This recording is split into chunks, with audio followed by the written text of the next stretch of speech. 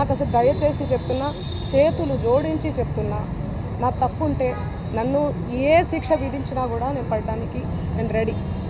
కానీ దయచేసి నా మీద ఏమైనా కోపం ఉంటే దయచేసి చెప్తున్నా, మీరు చూపించే దాన్ని బట్టి ప్రజలందరూ కూడా మిస్లీడ్ అవుతుంది. ప్రజలందరూ ఏమనుకుంటారు, అరే ఏంది అసలు ఏంది మంగ్లీ అని చెప్పి అనుకోరా, నమ్మరా వాళ్ళు?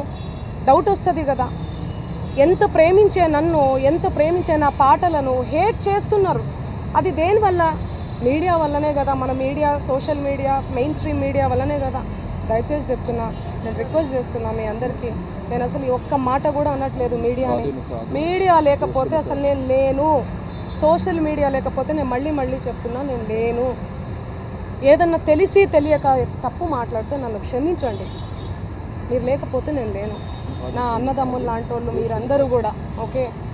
ప్లీజ్ నా ఫోటో దయచేసి వాడకండి. దీనికి నాకు సంబంధం లేదు. ఎందుకు నా ఫోటో వాడుతున్నారు? ఇక్కడ మెయిన్ ఎవరు?